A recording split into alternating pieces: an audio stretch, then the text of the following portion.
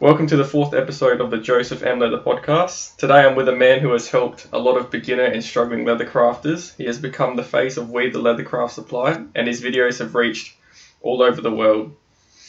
So, welcome on the show, Chuck. Joseph, a pleasure to be here. Thank you for asking. Well, first of all, thank you for your help, because you've helped me out with my leathercraft by watching the videos. That to me is the payoff.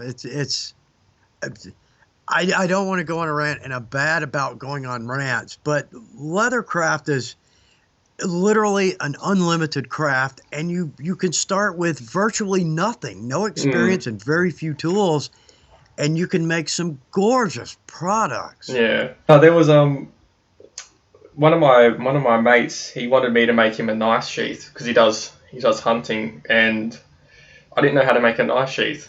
So I watched that video of you showing how to make a knife sheath, and I made a dual knife sheath. So I made a one sheath and then put like a leather stack in the middle, and then put another sheath and stitched it together. Okay. And yeah, so I had absolutely no experience in knife sheaths, and watched your video on that, made him one. So yeah, So you happy with the way it came out? Yeah, he's happy with it. It was sort of a rough, like, because he doesn't really care about the aesthetics, so to speak. He just wanted something more durable. With someone with no experience in knife sheaths.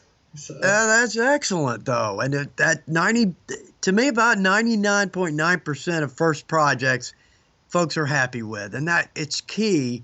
You know, it's key to leading you into another project, but just it's a win-win. You had a great time. He loves it. It looks good. Everybody's happy. Yeah. So how did you get into leathercraft? What's your story?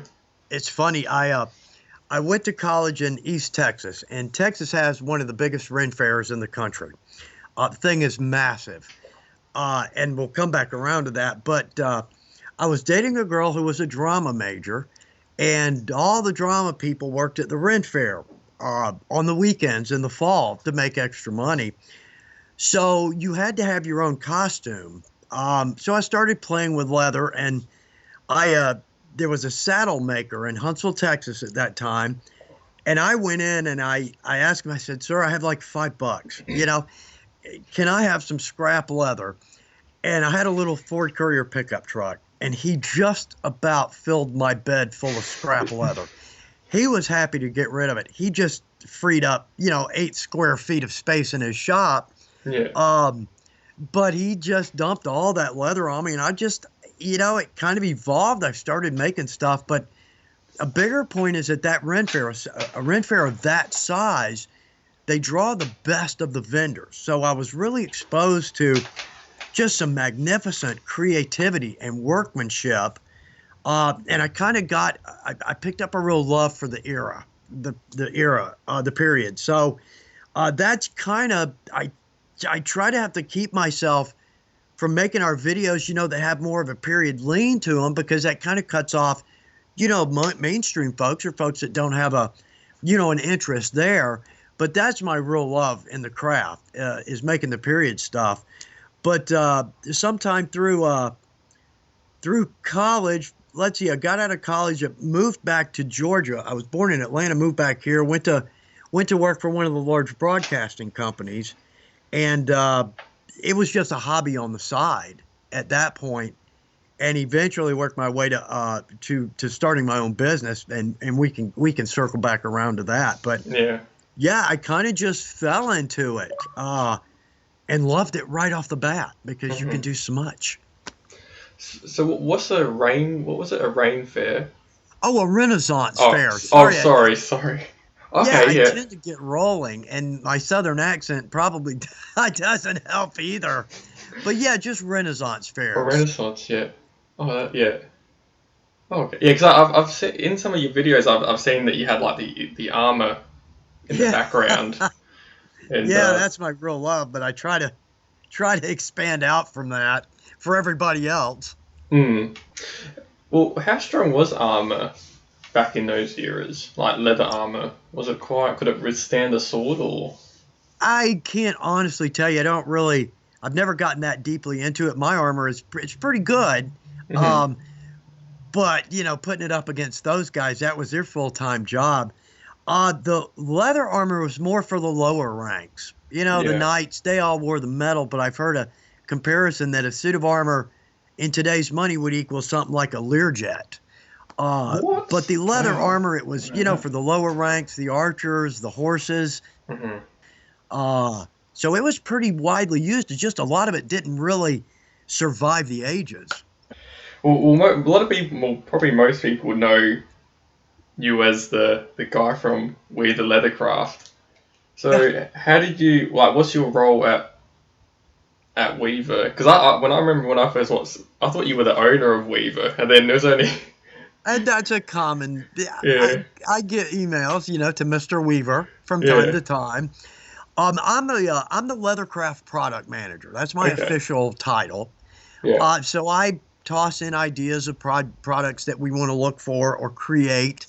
I test a lot of the products, but really about 90% of my role has kind of morphed over into doing the videos. yeah, We kind of feel like that's the perfect fit. That's where I can do the most with what I've got. So, um, but I still do get to pitch in some good ideas, and I get to test a lot of stuff, that comes through. So I love that. I love both sides of the job. It's the perfect job for me, at least. yeah, yeah. I do like the We the Leathercraft videos that you guys have Good. up. I'm glad to hear that. Very much so. I try to make them to where, even the absolute beginner can at least get through it, and Mm, can create a project. It may not just be as perfect as the one in the video, mine or not. Um, but can get through the video from start to finish and come out with a product or project that they absolutely love. And it will drive them to, okay, let's do another one, or let's step over to another project. So I'm hoping that's the case. mm. And that's one of the amazing things about YouTube, because I remember when I first started into leathercraft, it's like you make a mistake and then you research it, or you have a question and you research it, and it's just you have so much information that you can find help with. That's It just makes you yep. progress a lot more faster. And that's a good point. It's like a snowball effect. Mm. And the crafter community, like I said, we do a Yeah, live so every Wednesday at 3 East Coast time at 3. mhm. Um, but it's just the community of crafters is there. I don't know if it's we breathe too much glue or top. Everybody is friendly and helpful, and it's almost like a group feel that we all want to help everybody get better. And And there's so many different avenues with it. You got different people who like different styles. Might be handbags, wallets, belts, armor. There's just you got people from so many different yeah, like merging yeah. together to help each other. It's good. I was going to ask you about those live streams. Do you enjoy the live streams because you can actually get because when you're making videos you can't really it's when afterwards you make the videos you see the comments, whereas with the Yeah. live streams you get the I people straight it's away fun. talking. I love them. They're stressful, because it's I gotta do something for an hour, and it better be interesting. And Mm, I don't dance. I'm not a comedian, and I don't sing well, so I better do something good. But the funny thing is about 4, maybe 5 minutes before we go on, the comments start coming in. And again, leather crafters. I mean, I'm immediately relaxed. And we go an hour and 15, hour and 20 minutes. And I almost feel like I have to rein it in, okay, well, let's stop it just, the comments and the questions, everybody helps everybody else out. They're a lot of fun. And you're exactly right. Um, I can talk to people. I can talk to people real time. The disappointing part is that we can't see and meet and shake hands and look at each Yeah. other's products and projects, and sit down and eat and visit. That's the only thing there that's missing. But yes, you're exactly right. It's real time connection.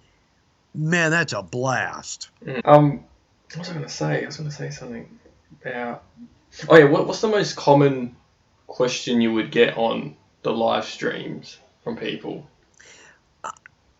I might have to say I'm new. How do I get started? Yeah. That that seems to be, and yay, I couldn't be happier. Come on in. The water is fine. But I think that's probably uh, one of the most common questions. And then we get the more obscure questions, and uh, you know, common questions like what order do I take my steps and whatnot. But I think overall, it's I'm new. How do I get started? And I'd love to roll on those. And everybody else probably, oh, here he goes again. Yeah, but but nonetheless, I'm so glad to see those kinds of questions. Hmm. Oh yeah, I know. It's when you think back to like if you had to redo everything over again. It's quite simple. Like the amount of tools that you would use is probably like even if you're making a wallet, probably at least five, and then you could find the rest in your probably shed like hammer. You don't need a lot of tools to get started, which is it's not as daunting as if you're probably starting something. I don't know. It's a If you, good point, and yeah. that's one of the points I try to make often. And you hit it on the nose, like with wood. So you want to get into woodworking, man. You got to buy planers and drill presses and jigsaws, and now you need electrical requirements, and you need Hmm. ventilation, and you shop Leathercraft. You can make beautiful anything on your kitchen table. Hmm. You can hand sew, and it looks just like a machine stitch. Dyeing is a breeze if you even are going to dye.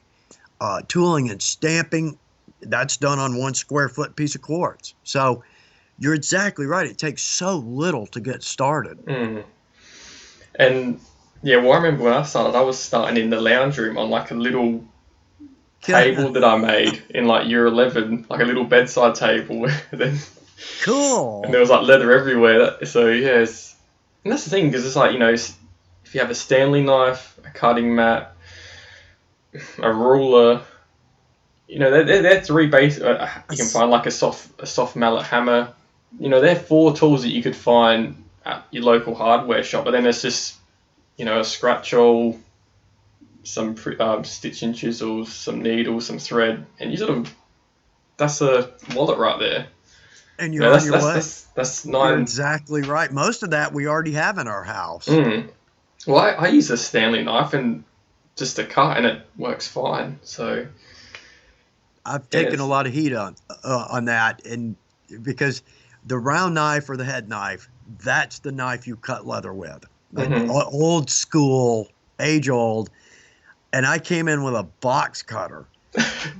But and I've mentioned this, I would, not in a, arrogant way, but I'd like to have a contest with somebody with a good round knife or a head knife.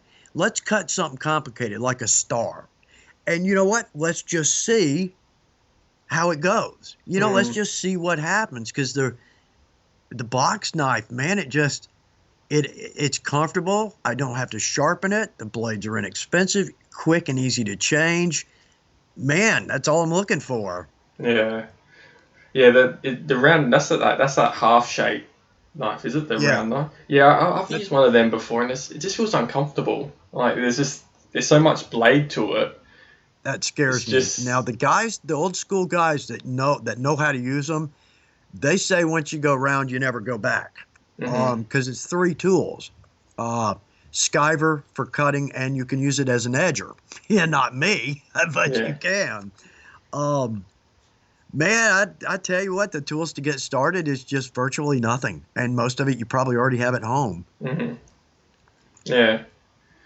Yeah. It's so.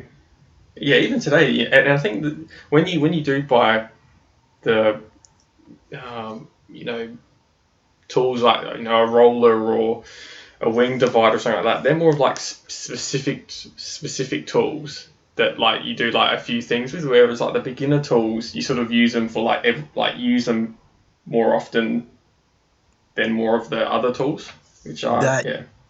excellent question. You're exactly right. Once you get up to speed, like you've got a revolving punch, you got to buy that. And I would say you've got to buy your marble, your quartz, your Yeah, I got 12 a by 12. yeah. Yeah. Um, Once you kind of get these basics down, then everything you buy is job specific. If you Hmm. want to set snaps, you need a setter. Or you want to do tooling, you need your 6 basic set. You want to dye top coat. So yeah, from that point, you kind of pick and choose which direction you want to go.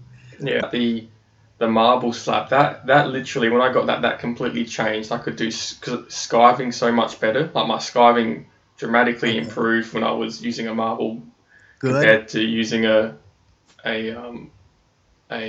like a cutting mat. Like trying to skive on that is just Oh terrible. man, I'm with you. The quartz is to a leather shop what a campfire is to a campsite. Yeah, It's the center.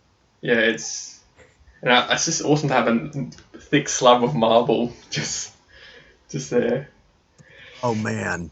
Yeah, and this is every on our live every week we do a shop or a crafter fail, which everybody can pitch in their mess ups or goofs for the week. But my I had this beautiful marble slab. It was 3 inches thick by 12 by 24 inches, and moving my shop, it slid out of the moving truck and just shattered into about Oh, 80 pieces. oh wow. Man. Uh, but the 1 foot by 1 foot, more than adequate for everything. Yeah. Mm. Yeah, I got the little one, the little, I think it's 6 by 6, because I think the shipping went went right Yes, up when I put the it's 12 by 12. marble. Yeah. It is. Now here's a hint, and the boss is going to go, don't say that. Marble countertop shops. Yeah, I was Uh, thinking that, yeah. yes. And they're happy to give away pieces, or if you buy one, it's like $2. The only downside with these is they're not going to have a beveled edge, which is a real problem. Yeah. If you flip your project to set a snap or a rivet, you're going to you're going to trash that project face. So you can go that route, to kind of get up to speed. But I would say your quartz it needs to be one of your first purchases. Okay. Yeah, I would have thought that, but yeah, that's true. Yeah, Mm. it's with me, I'm kind of teetering. I work for Weaver, but at the same time, I'm a craft person, Mm. and it's kind of a thin line to walk sometimes. Yeah. Yeah. I would say probably a skiving knife is such a help as well, because then you don't have to worry about leather weights as much, because you can just Sky. Actually, I found I use the French edger. Okay. I've been using the French edger a lot, because if I'm using 2 to 3 ounce leather, it's hard to skive it with a skiving knife, Oh, and it's yeah. sort of like whereas if you get the French edger, that's just like a cheap way just to bang bang bang bang bang along the edges. It's just so much quicker. It's a It's like great tool. It's one of those more obscure tools. It's kind of mm, not in the mainstream category, yeah, but you're exactly right. We actually have 3 sizes of them, yeah. I got the and size 6. cool. Okay. Mm, Excellent. That's exactly how you should be using that. Good. mm.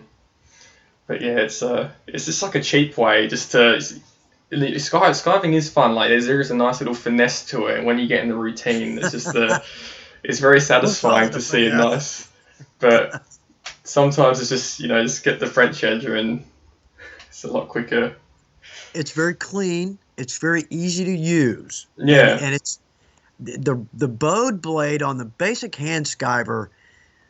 Man, I avoid that. Not really. You can use it. It just you got to use it a little bit at a time. Our thought is to dig in hard and yank. But if you're kind of more finesse than brute force, you'll have a more consistent taper. yeah, yeah. So what products do Weaver look to buy? Do you have much input on what they bring into the shop, or? Yeah, Okay. vendors will send us new items or new designs. We'll look for items or designs.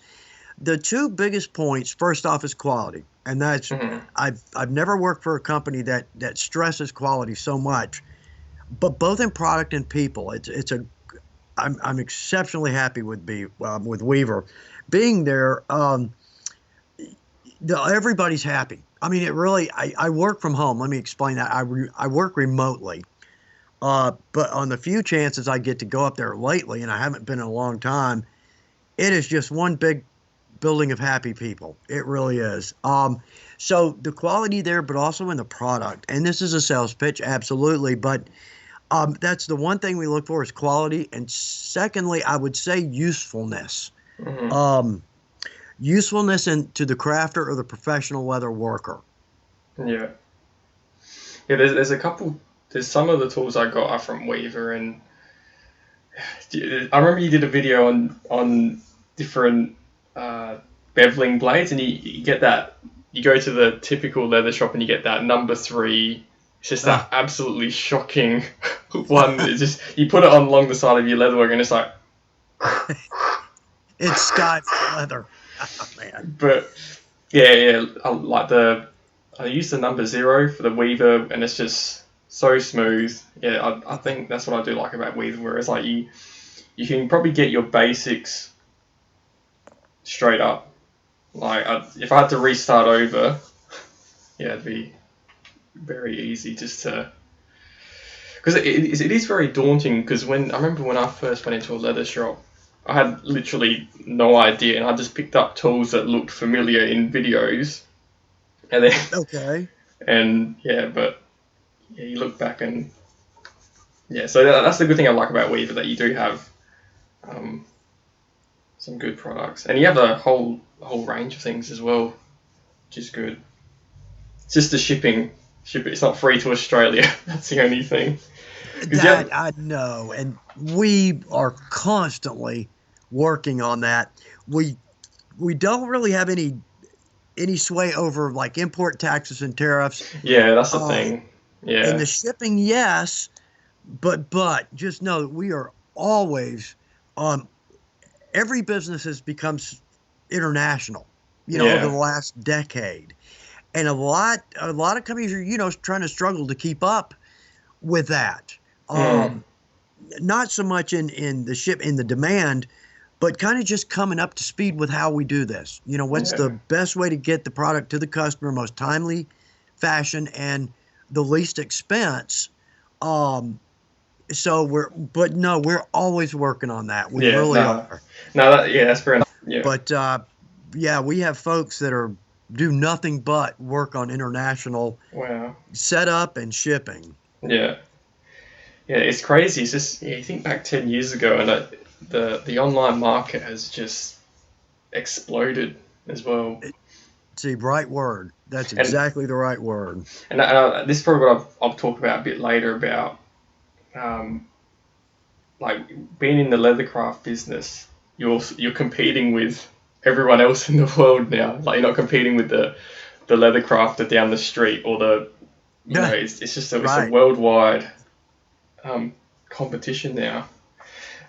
This is probably a good question. Do you think leathercraft has got popular recently? So probably over the Yes. past 6 years.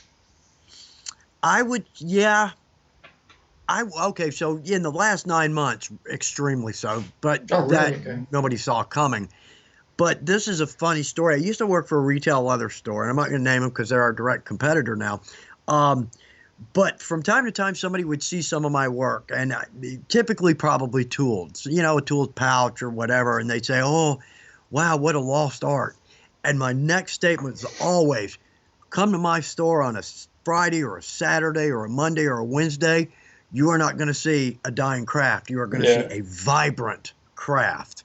Hmm. Uh, there's so many possibilities. We like if we want to make our own briefcase or holster or belt.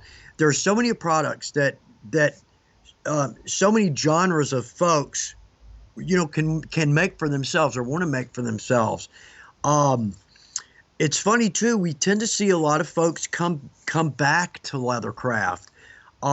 And I almost am in this category, but I've seen this quite often. Anyway, the point is that sometime in high school or Boy Scouts or junior high, we worked on a leather bracelet or we did something, in class. Well, by the time we get to maybe our early to mid 30s, we're probably married, we're kids, we've got a mortgage, our career is starting to take off. We're looking for a hobby. We're looking for, and a lot of people come back into the leathercraft because they remember fond memories, growing up and working on the leather and what you could do with it. And the second time we see a lot of people come in are at retirement, both for a hobby and as a way to make some extra money. Mm-hmm. This is just a cute story and it makes me tear up every time.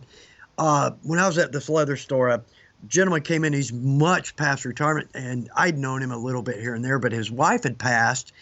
Come to find out, she handled all the finances and had 2 mortgages on the house, and one was just recent. And he was broke. I mean, bless his heart. He said, I don't know what I'm going to do, but he said, I'm going to try to start selling some leathercraft. I didn't really think about it. We helped him out, absolutely always, but I didn't really think about it. But maybe a year or 2 years later, I saw him. Bless his heart, this is so long ago, I can't remember his name now. He was at one of the really big flea markets here in Georgia. We've got some big ones here. I mean, they're professional to do. And he said, Chuck, he said, I paid off both mortgages. I bought a new car. Wow. I've got my retirement going. Bless his heart. He ran with that. And he was in a booth that was full of belts. He'd stamp your name on your belt while you waited. And I almost can remember his name, but what a cool story. Yeah. Yeah, that's a amazing question. What is your favorite leather to use? A veg tan. Yeah, like you were saying, and you're the same way, veg tan. It's because you can do so much with it. Now, not to knock, chromes. I do a little sewing, but I've just always been veg, and typically hand sew. Hand sewing on a good veg tan is just gorgeous, Chrome's not so much. And again, I machine sew, but man, I just like the veg. There's so much you can do with it. Yeah. Could you explain the differences between a veg tan and a chrome tan for someone probably who doesn't? Absolutely. So a vegetable tan leather. Let me start up with the chrome tan because we'll come back to the veg. So a chrome tan is high chromium salts. These are the lighter weight leathers that are typically tanned for garment and upholstery. So chrome tan, garment, upholstery. That's for our sofas, car seats, clothing, purse, bags, some. It's usually supple. It's 99.9% of the time it's colors. We have prints, embossing like reptile, lizard. But when we jump over to veg tan, all right, let me back up. With the chrome tan, I typically call it cut and sew because we're going to cut it and we're going to sew it into sofas or whatever. So when we jump over to veg tan, now we've got a leather that typically, not always, and I'll mention this, but it's typically kind of a pinkish color. This is called a natural veg tan or vegetable tan or veggie tan. Now we dye it.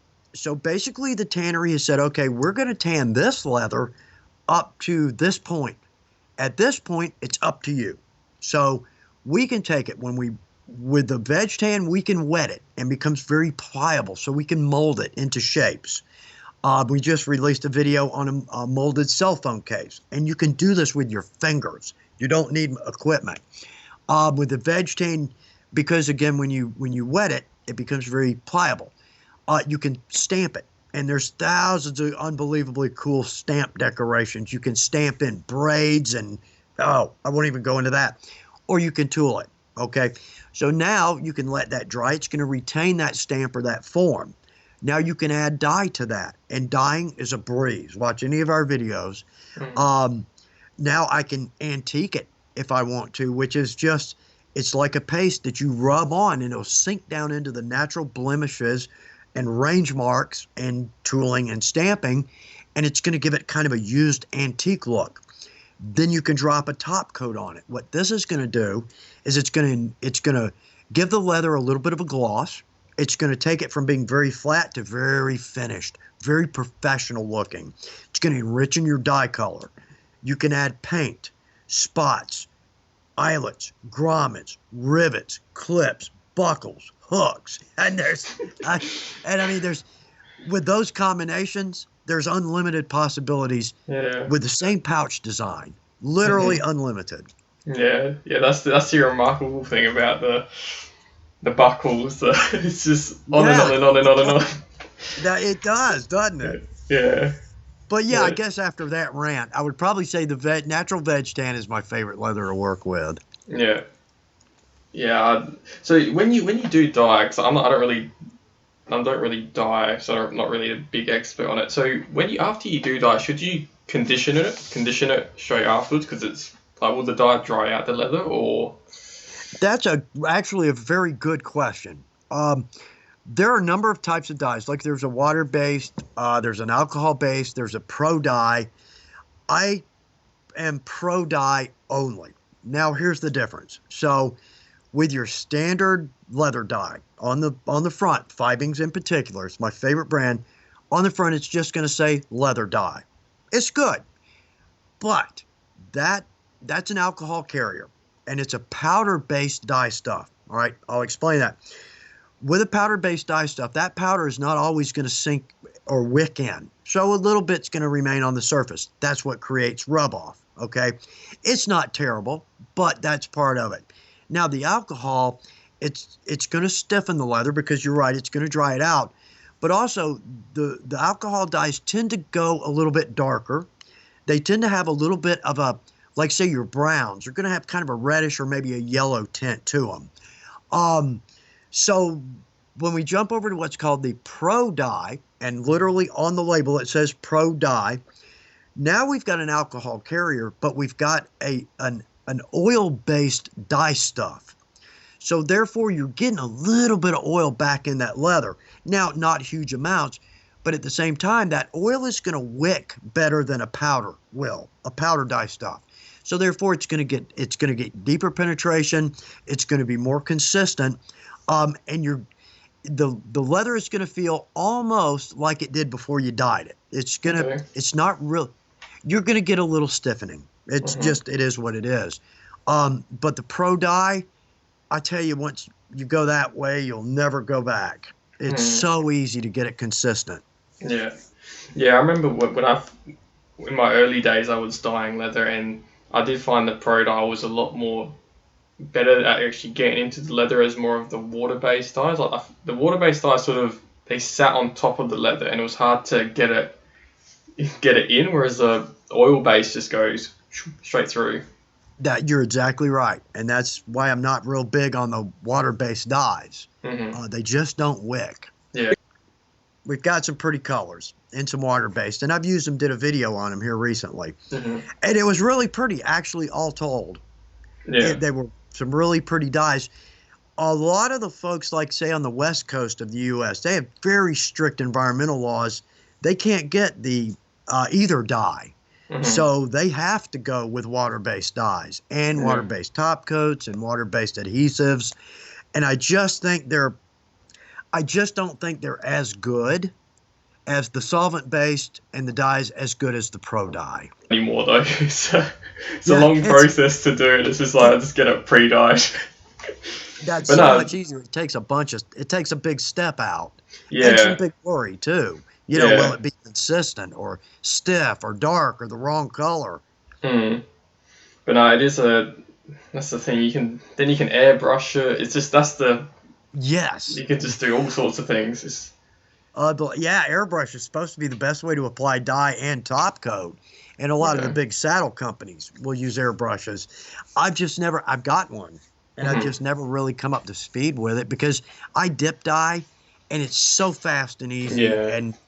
Yeah. So, but you're right. I mean, that's a whole additional avenue of possibilities. Well, yeah, my favorite leather is bridal leather. Like I just. Oh man, yes. I remember I first started out with, I was using Kangaroo. Well, I was using vegetable tan dyeing it, but then I went on to Kangaroo leather. Yeah. And Oh boy. it wasn't very popular. When I was selling some wallets, it wasn't very popular, Kangaroo. But It's that would it oh, was go handy ahead. because it was handy because it was like it's just a small hide. Like it's not very. That's the downside to it, is that it is a quite small hide to use, Kangaroo. But Yeah. it is a really nice leather though. It is the best lace leather ever. If you're going to Hmm. do edge lacing or bull whips, um, the hawkers, the folks that hunt with hawks, the helms, the little helmet, I Yeah. forget what, Oh. Yeah. Okay. and the tethers. Hmm. Those are all Kangaroo because it's exceptionally strong Yeah, it for the is. for the thickness of it. It Hmm. to me, it's the best ever for hand lacing, Yeah. hands down. And it's good because it can be used for a liner as well. Oh, That's another. sure. Yeah. Yeah, like you said, it's very expensive. Oh, is Um, it? for us, maybe. Yeah. For us, it's very expensive. A spool of Kangaroo it's pretty steep, but worth every penny. Maybe I should sell some kangaroo hides. I think sell Here them. you go. Some Roo. Yeah. If you um. So what was it? It's lace. Is that when they they get the hide and they go around it and it's sort of they make that long strip of it? Is that what you're talking Yeah, about? Okay. yeah, just the lace for edge lacing or um, common in Latigo suede, the Roo, and there's some synthetics as Yeah. well. Yeah. But I love the edge lacing. It is Yeah. beautiful. I just don't have the mentality to do it because it is exceptionally tedious. Mhm. Man, it makes Oh hand yeah. sewing look fast. Oh So yeah. Yeah. I've seen the edge lacing. It's not my style. I couldn't do it. yeah, it's beautiful, man. I've got some on a holster, and I Yeah. did a bag for my mom, and I did the full throat. Let's see Mhm. if it was about 30, maybe 36 inches of sewing with the gussets and the front and the back. And I think that probably took 5 hours. Wow.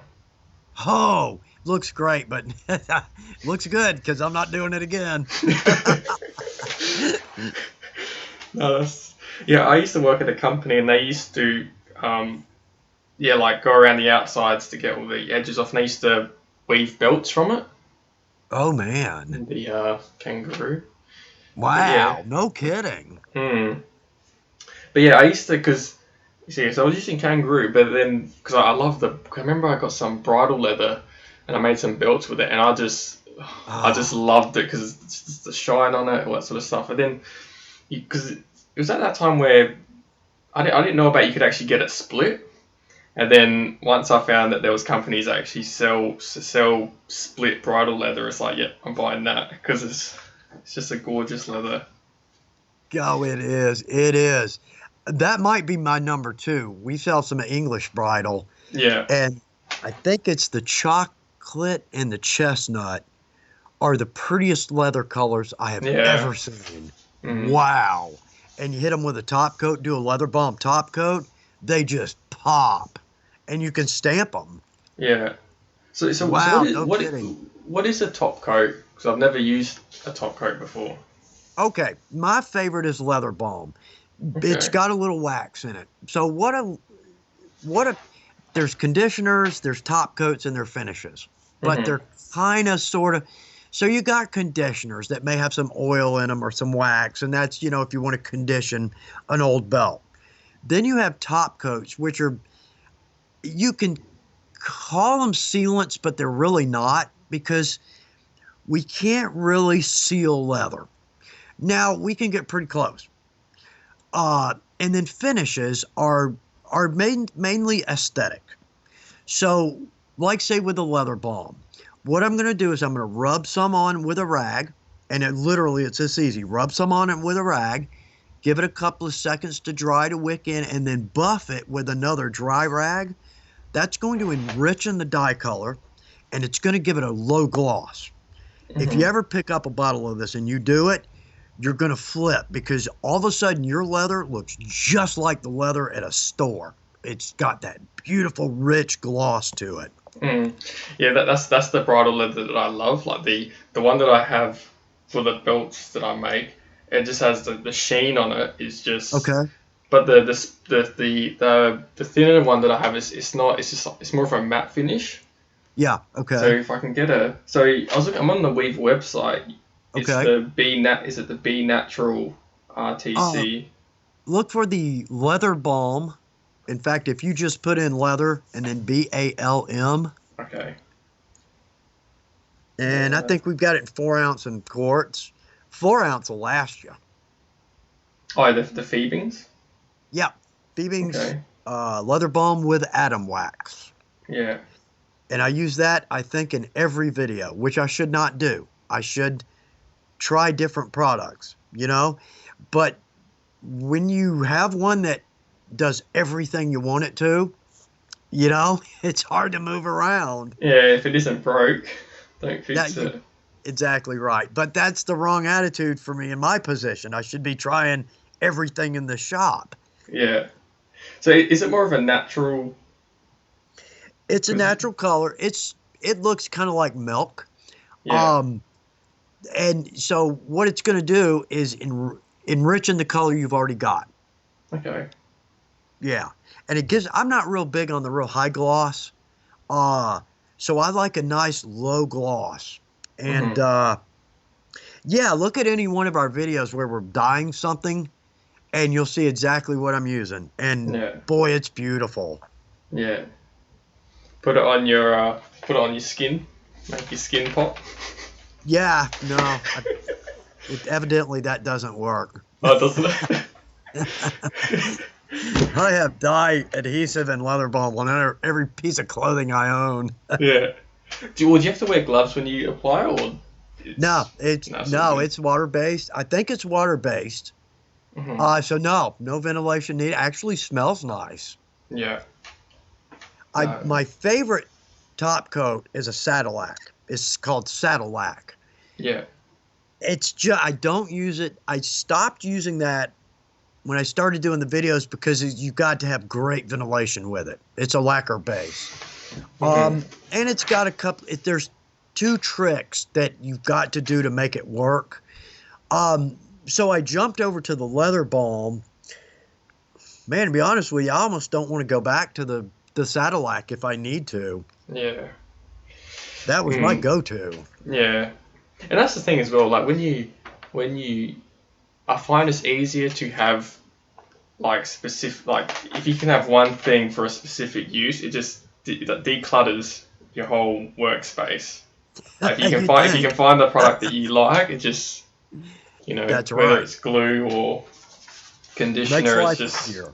yeah. And you And know and you I, don't run out of something. and I guess that makes it cheaper as well.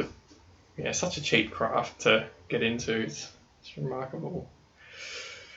This will be a good one. What type of products do you make? I can just imagine just the wealth of knowledge, the products. Man, I'm I'll sure. make anything I can. Yeah. Uh, I'll, like I said, I tend to like the period stuff, you know, Mhm. but nothing like making a good gun belt or pair of chaps or saddlebags or purse or bag. Um, man, it's funny because on my on my list, I keep a running list of like leather element ideas, which leather element is like an 6 to 10 minute tricks and tips. Mhm. And then we intersperse those with actual project videos. Um, man, forgot where I was. What was I saying? I knew that was Le- eventually going to happen. leather element 8 to 10 minute Oh, project about what videos. kind of leather? Uh, what products I make? Is that where we were? Yeah. Yeah. Okay. But purse and bag. Okay, here's a really funny one. And this, I got some samples out. Earrings. So my boss says, hey, why don't you kick around an idea doing a video on some earrings? Thought, man, really? I made a pair and then made another pair and then another pair. And what happened was the ideas came in so fast, I couldn't make earrings fast enough to get all the ideas I wanted. So, man, to be honest with you, I will just make anything I think that can be made out of leather. Yeah, I want to make a like a classical English bridal briefcase. Oh, What would be man. your tips for like a classic? Like you think of like the 1940s, those sorts of just unlined, probably unlined, because I feel like if you do lined, it's like extra labor, which is bump up the price a bit. So like, what would you Yeah. recommend for a classic? Man, I think you can line it or not. If you want to put pockets on the inside, you need to line it. Hmm. But all told, it's not necessary. And you hit it right on the nose. First off, you're doubling your leather use, your cost. Um, Lining is a breeze. And again, we've got a good video on lining. I line everything the same way: overcut, glue, trim to size. Um, Man, I don't. Oh, that's going to be beautiful, Joseph. Yeah. That's going to be beautiful. Man, yeah, no need to line if you don't. Like, how thick would you go for a briefcase like that? I probably have to find a photo for you actually. Man, it's really your call. It depends on kind of what style you like. Do you want one Yeah. that's maybe will slouch a little bit, you know, or do you want something that's got a good rigid feel to it? My briefcase, and it's probably well, actually, we did a video on making a briefcase. Um, I'm using two chromes. Let's see, I'm using a face leather that's about a 3 to 4 ounce and a backing of standard suede, which I think is either 3 to 4 or 4 to 5 ounce. So all told, it's coming out maybe in the 7 to 8, maybe 7 to 8, 8 to 9 ounce range. But because I'm using a chrome, it's not so rigid, but it's got some good body to it nonetheless. Mm. If with that bridle, man, I might not go as high as an 8 to 9, but then too, if you're gonna add pockets, I'll it'd show be you a best. picture. Go ahead. Look at that. Oh man, something like that, 7 to 8 ounce. Um, Man, 7 to 8 ounce, because that would work for your strapping, Hmm. your main body, your gussets, the handle, the trunk handle. You could use a 7 to 8 ounce on that, and your Oh yeah, yeah you your could, yeah. billets. Or you could skive it. There's pockets there. Oh man, look at that. Yeah, it would just, boy, that's nice. That's a nice touch. Um, yeah, two weights would be best, Hmm. or maybe a single larger pocket out of the large. It's kind of a proportional thing. Hmm. The bigger the project, the less 8 to 9 ounce feels thick. The Yeah. smaller, the more it does. Boy, that's beautiful. And with some bridal, Yeah, I oh do. man, you're gonna nail it. Yeah. What was I gonna say? It's so when you put there along the top, I've noticed that some people have to put like do you have to put like a metal strip Barm. like along the top just to stop it from flexing, or is that not really It's a necessary? cool touch. If you've got a real soft leather, Hmm. every time you put it down, it's just gonna crumble. Yeah. And when you carry it, it's gonna carry kind of odd. It's gonna drape weirdly. Yeah. Yeah. Yeah. Yeah. But I tell you, with a veg, maybe a 7 to 8 ounce, that's gonna have more than enough body. And the way you're dropping the hand, or they're dropping the handle in there, maybe a third in from each, maybe a quarter in from each side. You're kind of distributing that weight. Hmm. My briefcase, I don't have any. I didn't put anything in, and it droops a little bit when I'm carrying it, but Yeah. not bad. Yeah. Not enough to be a problem to me. Yeah. But Uh, boy, what a nice detail. yeah. Because I've seen some people, they usually use like two metal rulers. Like they'll just stick them Okay. together and stick it like up there. Is there a way that you can? What do people usually use for that metal piece for the We top? here, and I can't imagine it's any different there. Uh, any hardware store has what's called Barstock. It's just blanks of metal, um, like any width, say Okay. quarter-inch up to 3 inches wide by, I don't know, 1/8 inch thick maybe. Mhm. And they're sold in probably 4 foot pieces or 36 inch anyway, something along there. I use a lot of those in my shop, Yeah. uh, just for straight edges. Just if I don't need to measure, I need to cut. But that would be an easy way to go and relatively inexpensive. Yeah. So just bar stocks, metal bar Yeah, it's stock. just a bar of steel. Oh, cool. Yeah, I'm looking at it now. Yeah, and that's the thing, because you have the additional help of the hardware store to help you out Yeah. if you need anything. You don't have to, yeah. No, thanks for that. I love your enthusiasm with the about it all, with like the craft. It's just, I think that's what makes your videos so helpful. That you're so passionate about what you do. That's it's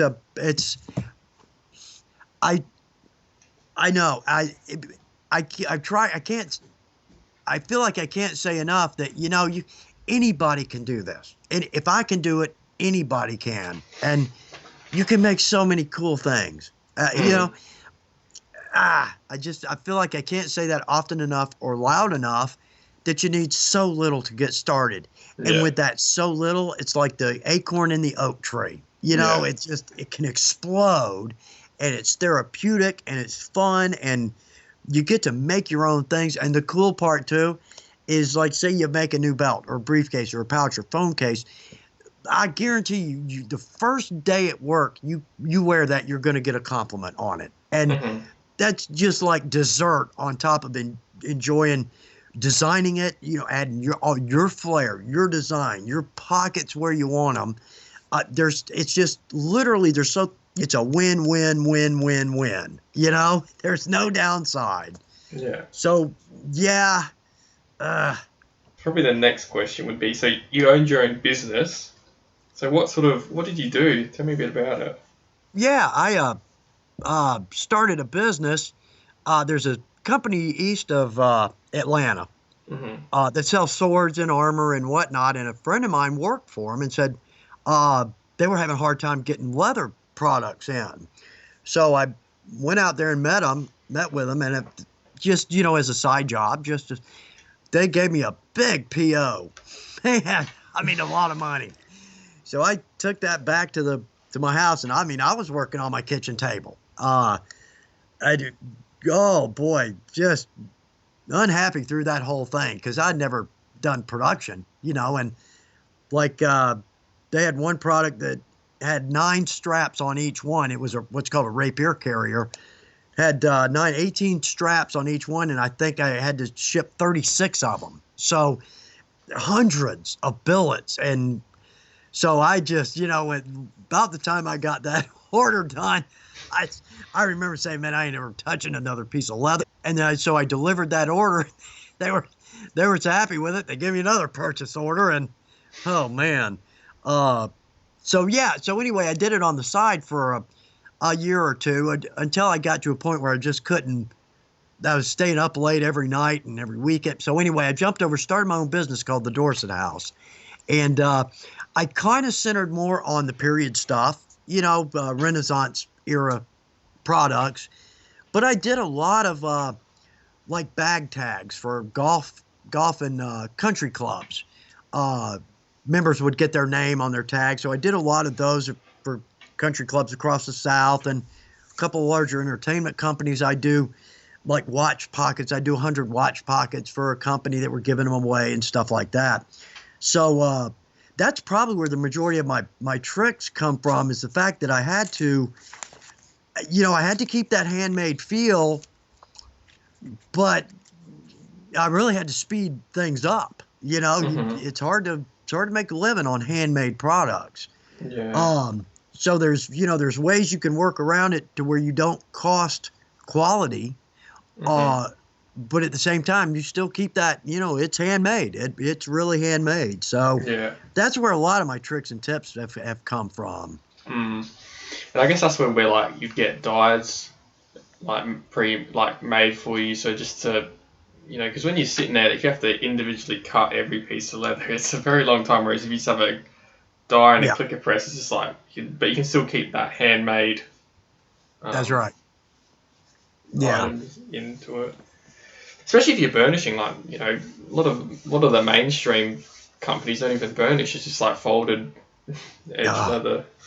yeah. I, So. uh, I bought a belt, and this is a great story, for anybody that's new to the craft or belt makers. Or I, Mhm. we have a big Western store chain here, and my wife owns a horse, so we're not necessarily Western, but we kind of lean that way a little bit. Anyway, Yeah. I saw a belt, and I make belts. I should Mhm. be embarrassed that I'm buying a belt, not because it was beautiful. It was. It had a nice buff, like a chrome buff, beautiful edge lacing. It was just gorgeous. So I bought it. I'm not kidding. Joseph, within 6 weeks, the Wow. tongue had bent forward and had broke. The leather had cracked across the back, and the thing Oh. was stuffed with cardboard.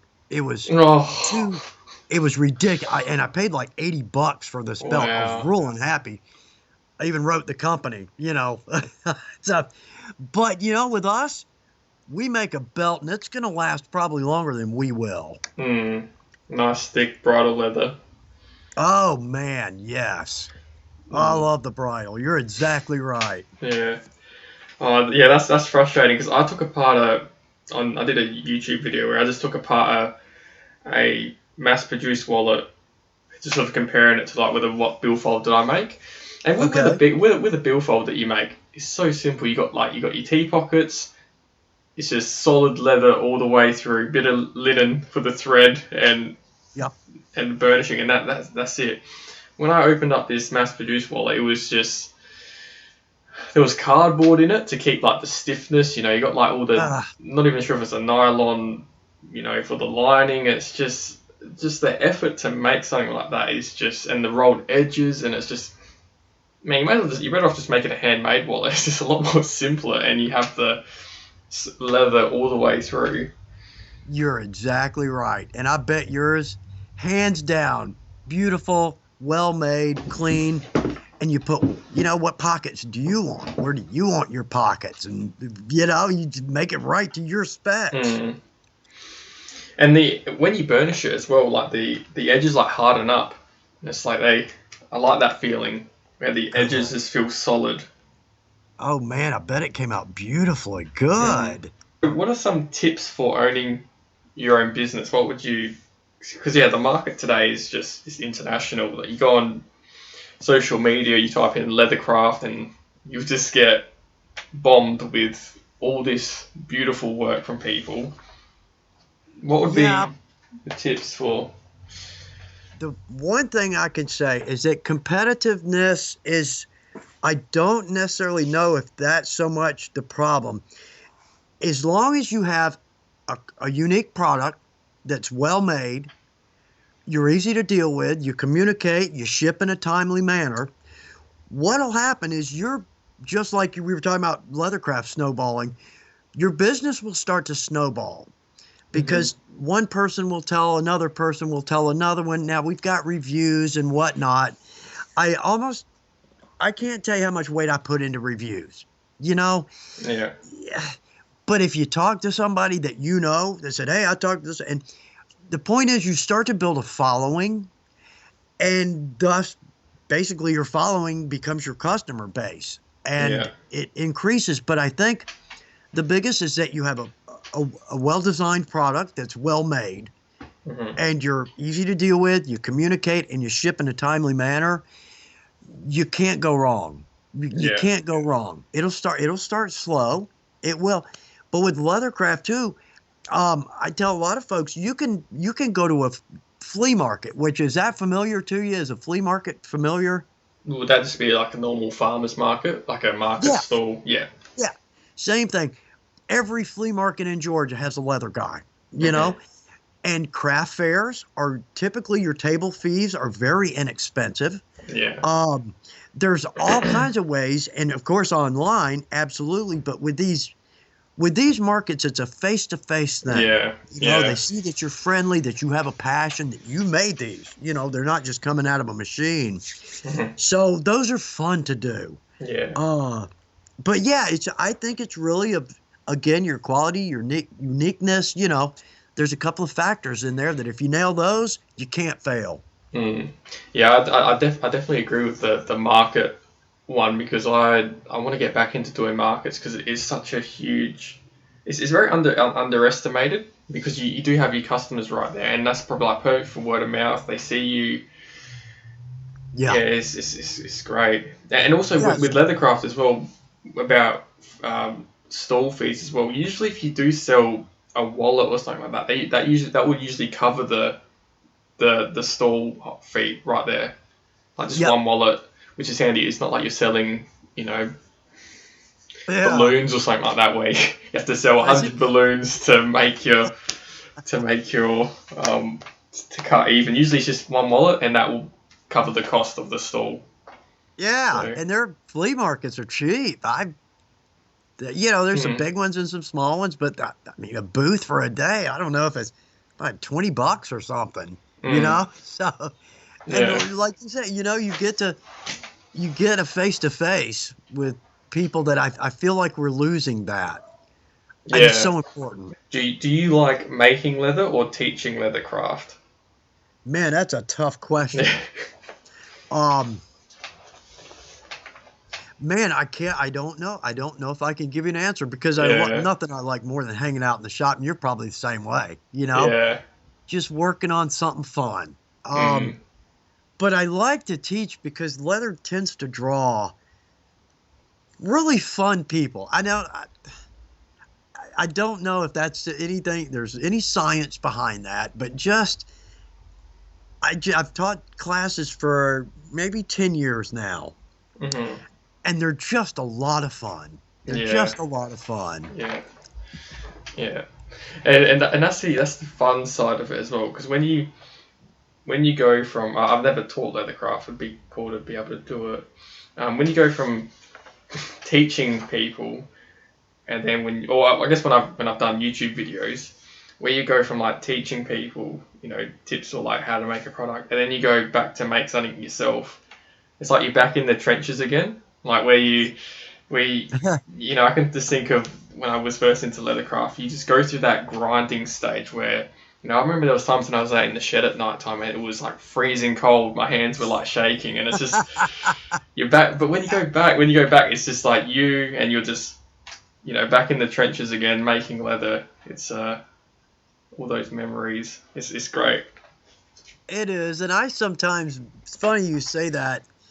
I sometimes miss the days of simply working out of a toolbox on my kitchen table. You Mm, know, I've got a big shop full of just everything, and yeah. yeah, which is great. That's great. But like you said, that was a good time. That Mm, was a good time. And something that's funny too is that when you're new at leather, and you kind of tend to lose this, but when you're new at leather, you're typically surprised at how your project came out. You know, yep. you kind of nailed it on the die, or you're stitching it kind of. You're a little bit surprised at how well your project came out. You kind of tend to lose that, I think, with you the more experience you get, because Mm, you kind of know how it's going to come out. The surprise now is if it doesn't come yeah. out, which happens. But that was something that was very cool that I kind of miss. Yeah. Yeah, I remember the first wallet I made. I should bring him in and show you. The first wallet I made, it was I'd love kangaroo. to see it. Yeah, it was kangaroo scrap. Actually, no. So the first item that I ever made was I made like key snaps, and I remember I dyed it. I got this strip of vegetable tan for $15, and I Okay, got some dye and that sort of stuff and some snaps. And cool. the snaps weren't suited for that leather, because I think it was, yeah, anyway. I made a snap. The where you snap it in, do you know where you have to hammer the snap in? that was Yeah. all like vented and just absolutely trash. And I think the snap couldn't even like close properly. But man, I was so happy with it. That's funny. That's And still happy with it though. yeah, and then my first wallet I made was a minimalist wallet, and I think it took me at least 3 hours just to do the stitching. Okay. And it was just black kangaroo scrap, and I was Okay. so happy when I made it. You know, it was like I made this. You know, It's a good feeling. yeah. But yeah, now it's like if you're, you know, doing edge creasing and your edger just like goes like swerves off and you leave and it's just it's not as exciting. So yeah, the satisfaction of making a horrible product, you don't have that anymore. That's it, bro. I don't know. I've made some duds lately. So for the videos, you know, I got to make one. You know, design what we're going to do. Then I got to make one. And I've kind of crossed over from doing videos on things that I know how to do. I've done them over and over to things that are kind of new territory, you know. So I need to make one, make a pattern, then write down every step. So I make sure I, you know, not making a mistake in the video. And typically that first one doesn't always come out. It doesn't come out right. The reason I say is I'm working on one now. It's close. I just need to move some stuff around. But anyway, you know, in part of the craft fail, you know, on our live is I think that kind of was more generated from the fact that let's let the newer people know that you're going to make mistakes. It is what it is. It's a learning process. Don't beat yourself up over it. Yeah. Even the best still make mistakes. It just it happens. Yeah. I'm on like a group, and it's the Leathercrafters, and you'll get, you know, occasional people that will post a picture of their first product, and you know, you see like the stitching's like crooked, and it's like, oh yeah, I was there I remember when I was. But it's just perseverance. You just got to grind it, well, especially for that initial stages to get those skills. But yeah, but that's the thing, because like it's not just leather making. You know, you go into pattern making, you learn how to make patterns. It's just, you learn so much skills. It's not just leathercraft. It's just a whole array of things. You're right, and you can pick them up. You can pick them up all from your leathercraft, and a little bit at a time. Yeah. So what would be your hobbies outside of leathercraft? Because leathercraft can be very consuming. How do you step away from it? On the Weaver set, you know, from 7:30 to about 5, you know, weekdays. Then I go upstairs, eat some dinner, we watch some TV, and then I come back down and go over to my side of the shop. And I would like to say work on my projects, but I tend to work on Weaver projects, you know, prepping, you know, for the next day. But other hobbies, I'm in model trains, which my dad got me hooked on model railroading when I was 5 years old, I think. And that's another one of those, you know, hobbies that you know, can last a lifetime. But like leather, there's just a lot of aspects to it, so you can kind of jump around. And camping, we do a lot of backpacking and camping. So outside of leather, I thank you for asking. We don't much talk about that when we're talking leather, but thank you. Yeah. This will be a good one. So, tips for beginner leather crafters. Like we can, what would you? It's I know there's so much information. I try to boil it down, you know, to just a perfect statement. You know, just a perfect statement that'll bring, you know, somebody in and have a great time. A couple points. First off, don't buy the most expensive piece of leather when you're starting out. And there's a big reason behind this. Yeah. We sell what's called a belly. And if you want to go in the direction of veg tan, a belly is cut off of the main side, because when they do that, the main side becomes very usable to belt makers. They don't have a lot of waste. Anyway, the belly is the same tonnage, but it's here in the U.S. It's if you drive a truck, it's about half the cost of a tank of gas. The point there is that dive in. Don't freak out over, oh, I'm going to waste this piece of leather and there goes $20. You know, dive in. That's the one thing I think at the top is you dive in, start cutting away, and make something cool. And if it isn't perfect, try it again. But also too, here's another point. When you make something and you're typically, like we talked about, you're typically happy with it, but in the back of your mind, maybe think, you know, I'm going to make another one of these, but I'm going to take what I learned here and the next one is going to be a step up or maybe a little different direction in decoration but just, yeah, kind of keep in the back of your mind, let's make another step and then another step after that. And a lot too, I think a good point, and man, I'm rolling on this one, but this is a good point. Look for something that you want, like the briefcase. You know, I'd love to have a leather briefcase. I'm not going to spend $1,000. You know, I can learn how to make that out of leather, and you will make a great briefcase. So, some motivation there. You know, kind of look around. What would you like? What do you want to own? Or what do you want to buy, but maybe it's too expensive? That was what happened with me at the Ren Fair. I couldn't afford any of that beautiful leather, so I had to make my own. But that motivated me to get into it. And, man, I haven't stopped since. Yeah. Yeah, with the don't buy expensive pieces of leather straight up because leather can be very expensive. And that's where the scrap leather is so helpful. Oh, you man, know, you can buy bags of scrap, and it's mainly in those initial stages where you're just learning to refine your skills. Like, you just want to make sure your burnishing's right, your cutting, your beveling. It's just getting those essential little skills, because once you're just working with leather. As long as you get those essential skills right, it just looks beautiful. Like, if you get your stitching right, it's just... Yeah. You're exactly right. And every little element is so easy to learn, like learning how to bevel.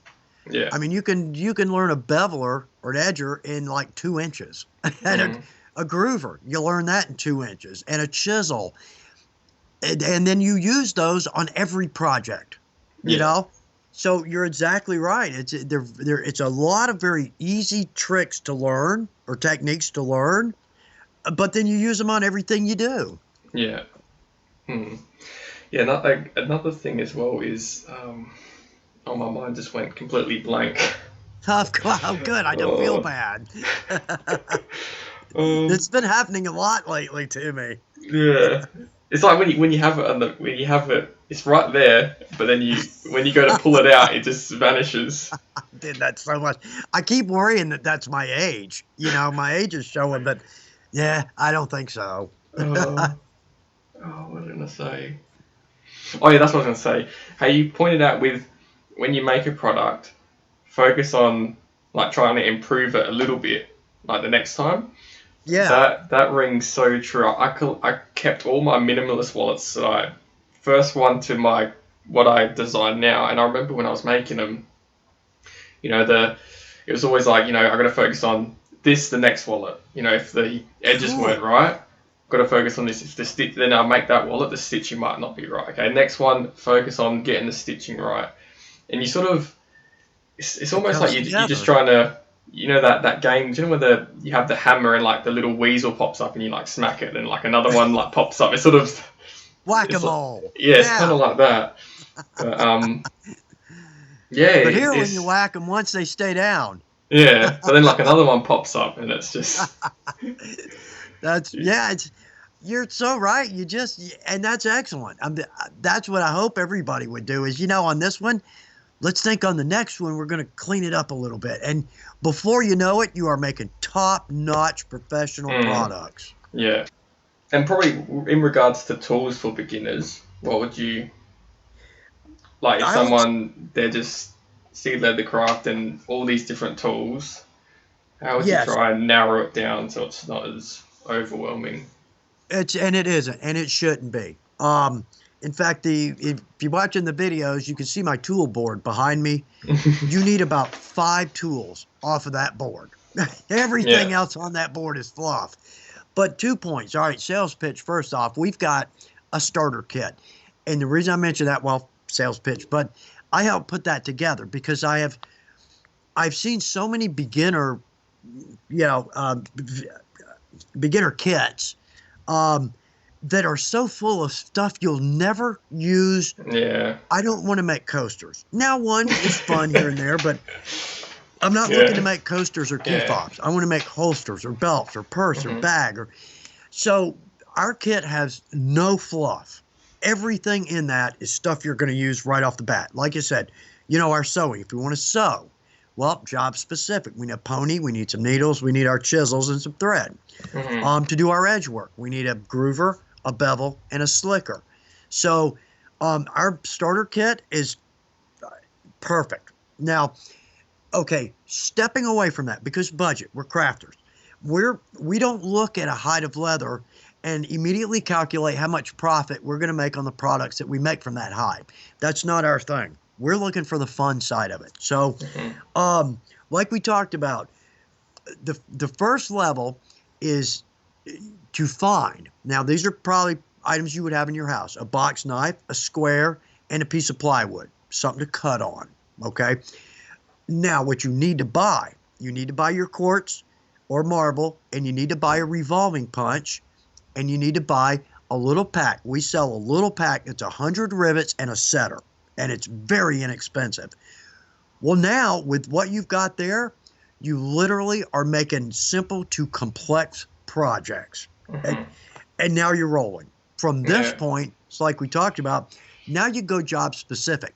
If you want to sew, here's a certain set of tools. If you want to set snaps, right there, we've got a little packet that's got snaps in it. It's got your setter, your anvil, and your snaps. You're immediately setting snaps. Yeah. So from there, you kind of pick your direction. What do we need? 3 or 4 items. I might say get a mallet, because I used a metal mallet, a metal hammer when I started out, and I used it for years. My little setter's a mushroom. That's like a 4-inch setter's now 2 inches with a mushroom cap. You can, but I would say get a poly mallet or a rawhide mallet. But also too, this is good to interject here. Your quartz, your mallets, your revolving punch, your chisels, you're going to use these for 30 years. Yeah. So you're putting the money in the right place, so that down the road you can spend the money on leather and not have to rebuy tools or cheap tools. So that's kind of the point. And then this goes back again, like even like your mallets, your box cutters, your mats, all those can be found, at home. So that just eliminates 3 products that you need to buy. And also, I like what you said as well, because with those little starter kits you can get, that's when you start off with your basic stitching. I mean, your stitching chisels and that sort of stuff. But then once you've developed those skills, then you can move on to be, okay, do I want the thread thinner? Like, do I want the thread thinner? Do I want the stitch holes closer, further away from each other? That's where you can sort of expand. Make it your own. Yeah. Exactly right. So you just got to get into the trenches and do that first painful developing those skills, and then you can that's where you just expand. And with that bridal leather briefcase, you would use the butt, like the butt of the leather. You wouldn't use like the shoulder. Either double shoulder or side. Okay. Would be fine. Yeah. Okay. Or a bend, a single bend. Yeah. Now, something that's kind of an odd point here, but it's valid. A lot of our cuts of leather, and that can be confusing. It's not. We've got a leather video, breaks it down. There's nothing confusing about it. But one of the points I make in that is the size of our shop. Like if I was working on my kitchen table, I couldn't use a side. It's just I could. Yeah, they're huge. Right. Yes, right. Whereas a double shoulder, I can. it's about half the size, give or take. Hmm. So the double shoulders are great. A single bend, that's going to be a piece maybe 30 inches wide by maybe 60 inches long, but it's kind of Hmm. rectangular. So, yeah, you might not. Man, it's, what? It's up to your wallet. It really is. It's up to your budget. A double shoulder is going to be about 12, 13, 14 square feet. Where a side's going to be 24, 25, maybe even a little bit larger. Hmm. You're going to pay more per foot, quantity deal. The bigger the piece, the less you pay per foot. But if you've got a piece of leather you just simply can't use because it's too big, no matter what you paid for it, it's not of a help. So, man, I think, double shoulder would be ample. You could probably Okay. make 2 out of that. Okay. Let's look up a And you double have your shoulder. length too with a double shoulder. You still have length. So 55 inches, maybe somewhere in there. So you have ample room for strapping. Yeah. Yeah, I thought it was just you had to use the bend, but no, thanks for that. Because yeah, the leather the leather um the the different leather parts can be very confusing. Yeah. Look up the leather element, and it's I think it's simply called cuts of leather. But Yeah. we look at every cut of leather. It'll make Okay. perfect sense. It'll make perfect sense. So with Uh, Go ahead. so are you sure the double shoulder would be long enough to make a briefcase like that? Would yeah. Let me do. Okay. What are your dimensions? What do you think in height? Oh, I don't know the And dimensions off the top of my head. okay, no, that's I all right. We can do. Let's say your face is going to be 13. Let's say 13 inches long. Let's say you've got a 3-inch gusset, 13 on the back, 3-inch gusset, and maybe 9-inch flap. So let's see, 26, 32, 40. Yeah, it would be long enough. okay. And Now, You'd go horizontal. You'd cut it yeah, horizontal. go. Yeah. Yes. Yeah, lengthwise. Yeah. Yeah. Okay. Yeah, because Yeah. you should get about 40. You should get about 50. I'm thinking about 50 to 55 inches on a Mhm. double shoulder. Yeah. Yeah. Because when you do cut leather, do you have to cut it with the way the grain is, or not really? That's not a huge thing. It's a good question. A good question. The old school belt makers want to cut their belt across the hide. That's Mhm. why double shoulder. That's why there is a double shoulder because that cuts across the hide. They say that a belt cut along the length of the hide is going to have more stretch to it. Okay. In my experience with a quality piece of leather, the stretch lengthwise is so minimal that I don't think I've ever noticed it. I don't think it matters. I've never gone by that rule of thumb. Okay.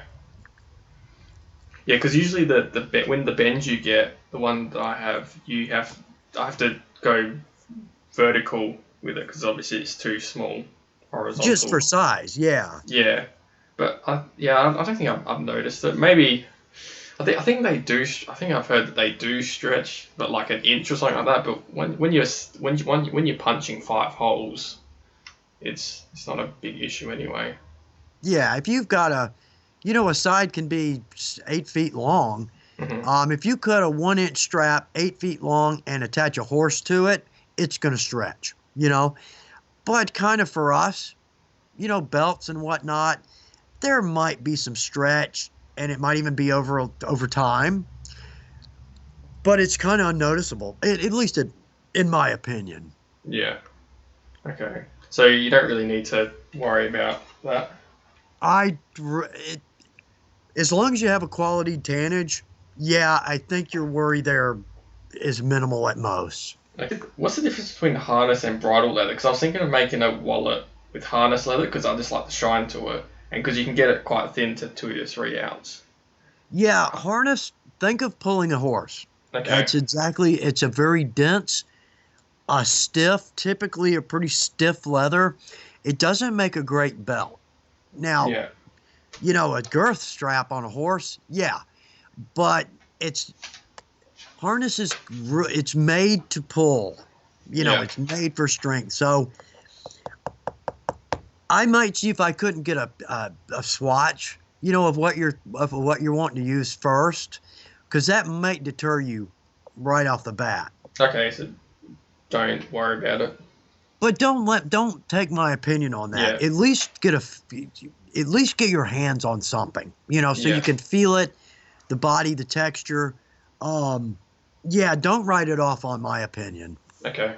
And it was like a navy blue, and I thought that looked really nice. But I was tossing up to get it just to make a wallet with it. But yeah, I thought I'd just ask the difference if there was a difference between harness and bridle. Yeah, it's pretty noticeable difference, but Yeah. still, man, see if they can get you a swatch or Yeah. if there's a video of them using it or explaining it, just so you can see the body, you know, Yeah. just so you can get a better feel for it. Yeah. Yeah, because I have the belt leather that I use. That's from what's his name? Thomas Ware and Sons. They're from in the UK, and they have like Okay. a beautiful sheen to it. But when I bought the Wicked and Craig bridle leather, it was sort of a matte finish. Is there a reason why two different bridle leathers look completely different? Like one's a shine, one's a matte. It should be designated from the tannery that it's Okay. got a gloss to it or it's got a burnish to it. Maybe not necessarily, but it's probably just different tanneries. Yeah. Okay. Or Okay. uh, they might be polishing it in house. The bridle leather from the UK bridle leather has a wax finish on it, so that's probably Okay, why. That's probably why okay, it's a lot more shinier. yeah, and it's probably pretty too. Oh, it's so. I'll have to show you a belt that I'm. I just love it when I wear it. It's just, especially Okay, belts these days. You go to the retail shops and they're just shocking. You know, oh, it's just. and Yeah, don't the even. quality is not there. Mm, yeah. How to glue two pieces together? So should you glue both? Like if you have both flesh sides and then glue them together, or just glue one and then put the other one on top of it. It depends on your glue. Like with the Yeah. white glue, you just need glue on one side. With Okay. contact cement, you need glue on both sides. Okay. Yeah. Yeah, so that's kind of the old rule is white to tack, contact for permanent. Okay. Yeah. Yeah. And do you have to wait for the white glue to dry as much, or not really? A little dry time. Yeah, it's Okay. really good. But it does, I might say give it, 10 minutes and it wouldn't hurt too if you like laid a heavy weight on top of whatever's Yeah. gluing to kind of to force it. But at the same time, if you're trying to glue onto a top grain, that's just tough for any glue. Yeah. You have to scratch it out. Yeah, rough it a bit. You're rough it. That's just man, it's so hard to do on your face leather because you can't get a 16th of an inch off your line or you're Mhm. going to see it, you know? Yeah. So, like, actually, what I'm talking about there is like, say you're gluing a pocket on the Mhm. face. You're going to glue it and then chisel and sew. Man, it's just a rougher, it's just an imperfect tool and a Mhm. dangerous one, too. You just use a scratch awl. That's what I usually use, or an awl. Yeah, That. okay, Yeah. That. okay. Um. Just cut through that top grain. That's all you need.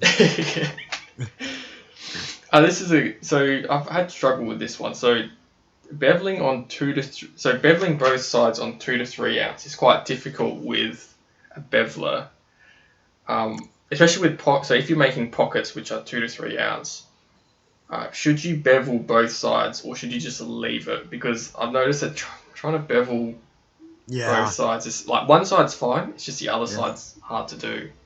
Because now it's weak. You Yeah. don't have the body behind it. Man, there is no great, it's age-old problem because your tool, you've got to have tool below, and the right side of the fork on the end of an edger has got to be there, but it's always thicker than the leather. So you just run along the edge of the table and nothing happens. Mm. Man, the only thing I can suggest there, and it's a little bit of a headache, but it does work, is to put a piece of 8 to 9 ounce under what you're beveling, and Yeah, then you'll yeah, bevel like a champ. Now, curves and things like that get to be a little complicated. Do I have to cut an 8 to 9 ounce to match my bend or my curve or whatnot? Man, that's the only thing I got is to just raise that leather up a little bit. yeah, And I yeah, think you're right too. Don't bevel the back, just the front. yeah, yeah. Because what I usually do, I hang mine off the edge of the marble, and Oh, nice. that can give you enough strength just to get the top. But it's just the back side when you're beveling the Ah, back, yeah. because you make it so thin. It's the beveler struggles um, to get it. So yeah. Age old common problem. It's, with no great answer. Yeah, that's all right. So that they're done with all the questions. So thanks for that, Chuck, for coming on with all your knowledge. It's been such a help. Man, it's just been an absolute pleasure to be here. I've enjoyed every minute of this. No, thank you. Hopefully, I can talk to you. Hopefully, I can talk to you again in the future. I'll look forward to it. I absolutely will.